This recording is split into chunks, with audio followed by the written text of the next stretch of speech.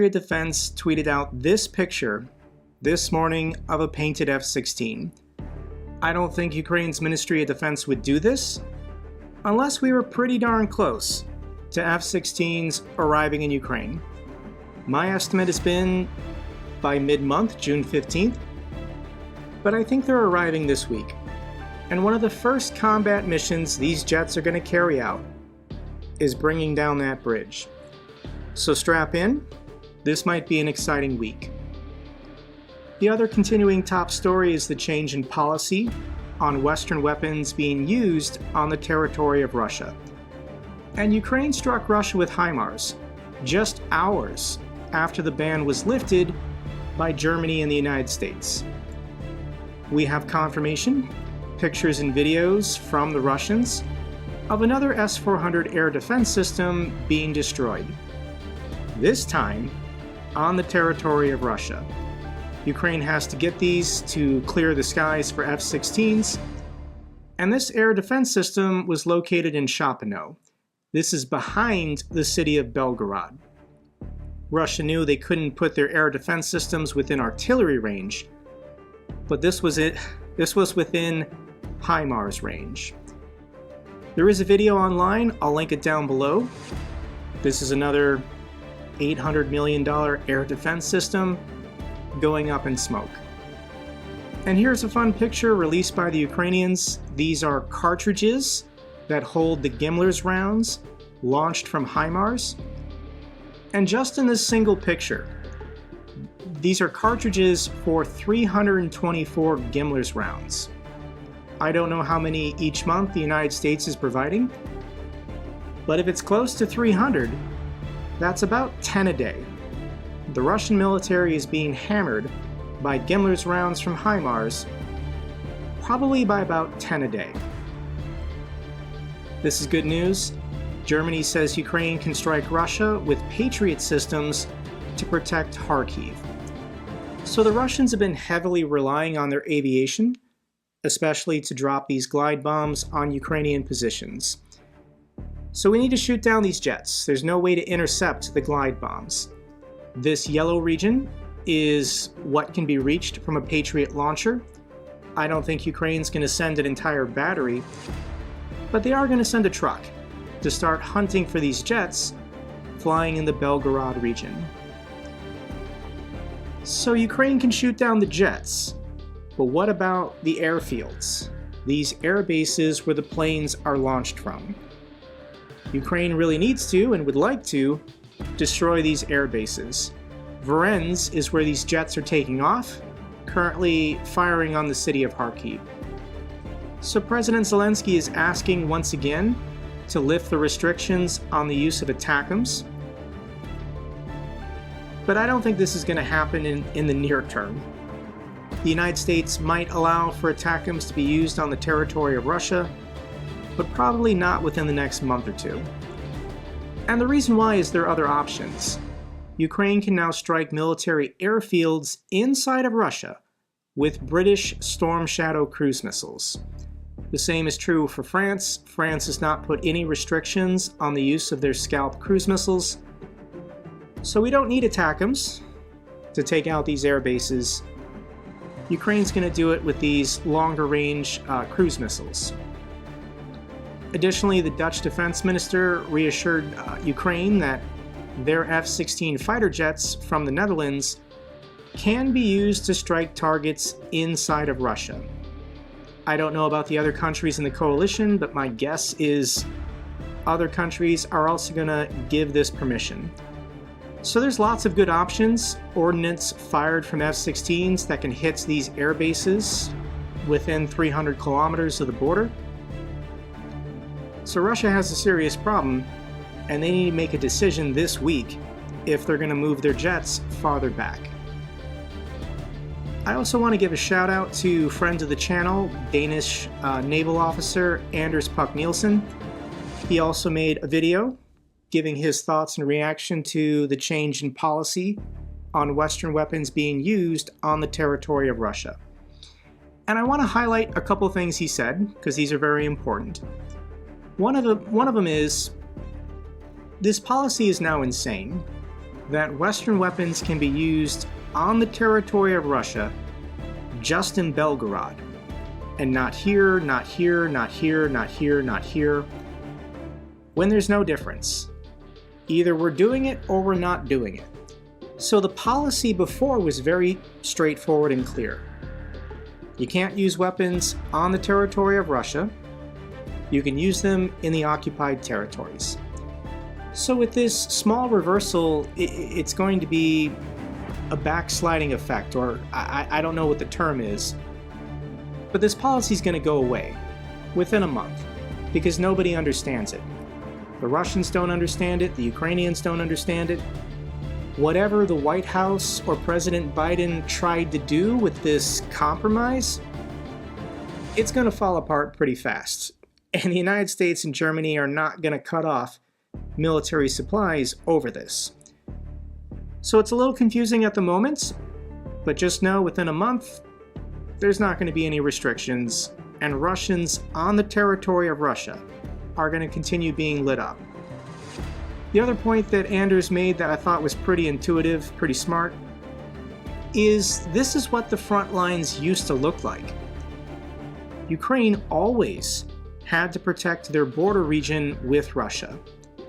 But because Ukraine couldn't invade Russia with Western weapons, the Russians' front line was only half the distance. They only had to cover the occupied territories. But with their idiotic invasion of Kharkiv, the Russians in effect extended their own front lines. They now have to reinforce the entire front line. Their goal was to stretch out Ukrainian defenses, Ukrainian forces, and they really just stretched themselves out. Here's an interesting analysis I want to share. The Russian attack on Kharkiv was a huge strategic failure. Most likely Russians were trying to scatter Ukrainian defenses, but it backfired big time. The Russian gains were marginal, and Ukrainian forces are already retaking lost positions. The attack on Kharkiv united the West in support of Ukraine. The support has significantly accelerated in recent months. And with the lifting of this restriction, Russia is not going to respond with nuclear weapons. They're just going to take it, like they've been doing for 2.5 years. So this is a morale issue. If you were a Russian soldier on the territory of Russia for training or whatever purpose, you felt safe. Now you don't. If British Storm Shadow cruise missiles can hit any Russian military base anytime on the territory of Russia, then no Russian soldier feels safe anymore. It's not just about who is sent to Ukraine, it's any Russian soldier anywhere at any time. This is going to hurt morale. And what is Russia fighting for? I don't understand people who support Russia. When you just objectively look at the facts, the entire purpose of Putin's special limited military operation was the liberation of the Donbass region. For 2.5 years, they have failed to capture the Donetsk Oblast. This was the whole point of the war. 2.5 years. Russia is nowhere near capturing the entirety of the Donetsk Oblast. They're never going to take the city of Zaporizhia. They're never going to get across the river to retake Kherson or Mykolaiv or Odessa. This war is pointless for Russia. They're never going to achieve any of their objectives. So let me share with you the thoughts of a Russian soldier sent to this new front in Kharkiv. Here's a translation from Anton, and I want to share what this Russian soldier has to say about the current state of the war. I want to tell you about our operation in Vovchansk. We were told that we would only go to the border. I'm a contract soldier. But we were thrown into the woods with effing nothing. No one. Nothing. Effing nothing. Well, our company and then the operation started out of time. They started rushing us, pushing us forward. Mortars were firing and they were sending men over there. Half the company was wounded in the first night. Well, most of them were wounded, thank God. There were a lot of dead too. and our company commander, Senya, shouts that we should move forward. We were sent to carry ammunition, and they left us there.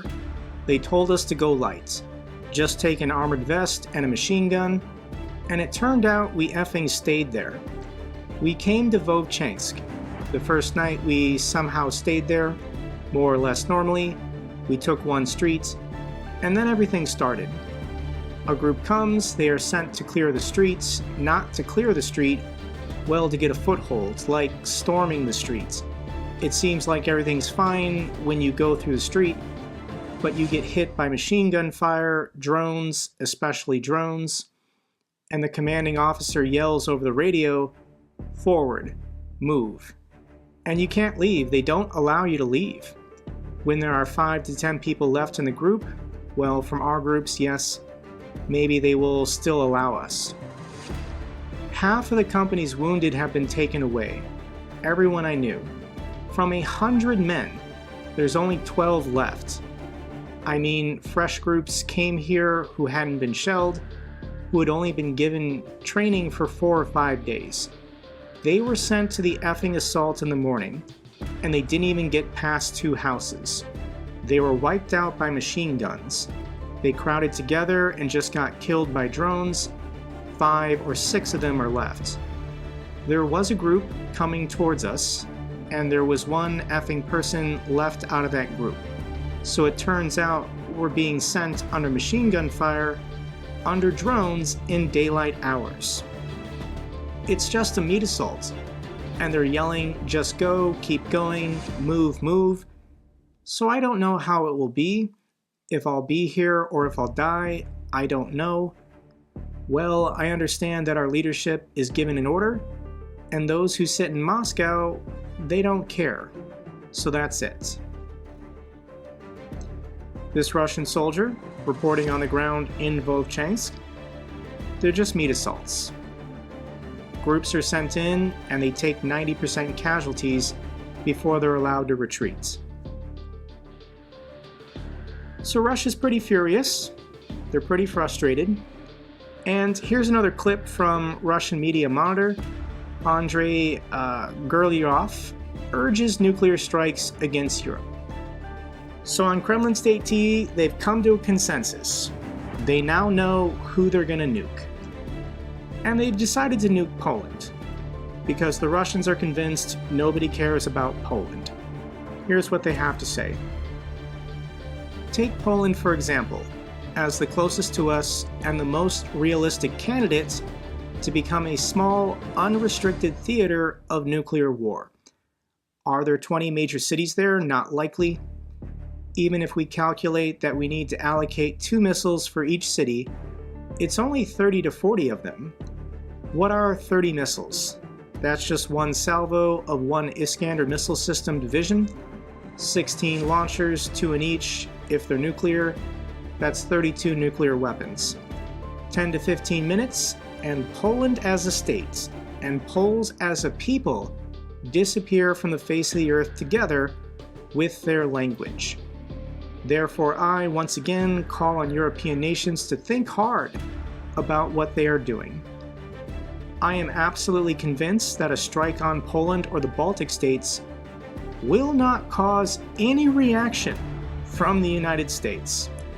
No one will risk the security of France, Britain, much less the United States, so we can safely do it without looking back. The Nazi and Russian invasion of Poland is what caused World War II to trigger. With the Russians and the Nazis invading Poland, France and the United Kingdom declared war on their military alliance. So here we are 70 years later, and once again they're saying nobody cares about Poland. We can kill everyone in Poland. And the French, the British, and the Americans won't stop us. They're so stupid, guys. Ukraine's Special Operation Forces destroyed another Russian radar, Acosta 2E2. There's a video if you want to see it. I'll link it down below. This is always fun to watch whenever China humiliates the Russians. According to the Financial Times, the reason why China won't finance the Power of Siberia 2 pipeline is they're demanding from the Russians to receive the internal price of gas that the Russians pay inside of Russia. China is basically saying, we're only going to build this pipeline if you basically give us your exports for free. 2.5 years into this war, and China's doing nothing to economically save the Russians. They're not participating in sanctions, but they're not doing the Russians any favors.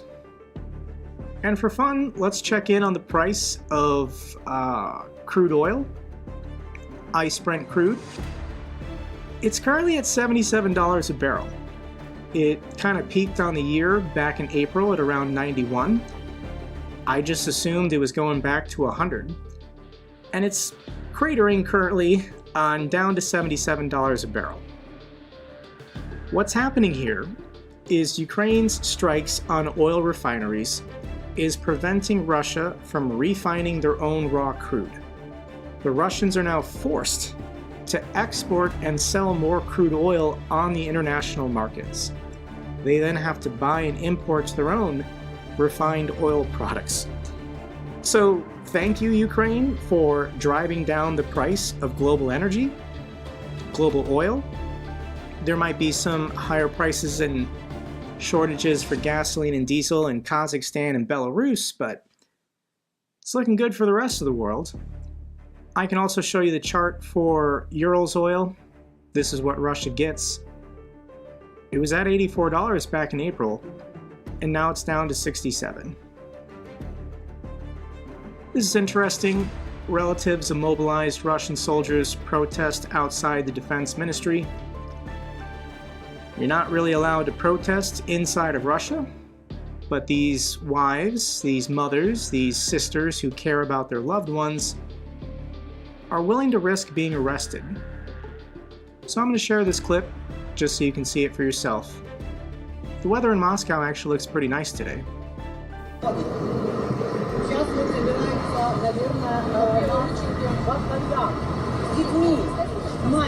С маленькими детьми в автозак планируют.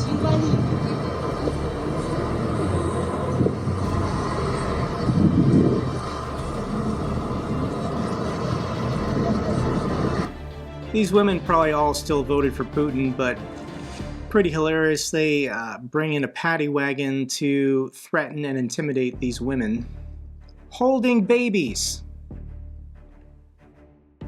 Russian police probe pop stars revealing Children's Day performance. So in Russia it was Children's Day, and at this event, I mean, this is how they celebrate Children's Day in Russia. День защиты детей. Мы открываем самый масштабный фестиваль в России ВК-фест. Давайте поаплодируем немного друг другу.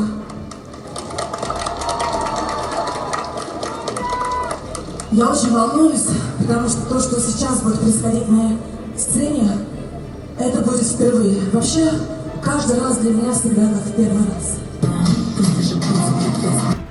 Okay, I can't play the music because it might trigger some copyright, but yeah, this is a weird choice for a Children's Day festival to have, I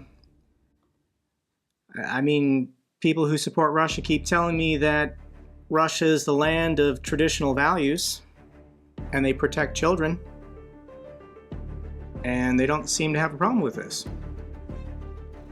Let's get to the good news for Ukraine. According to Greek media, first foreign instructors for use of F-16s have arrived in Ukraine, and they're coming from the Greek Air Force, so thank you so much to the people of Greece. Italy announced they will send a second SAM-PT air defense system to Ukraine.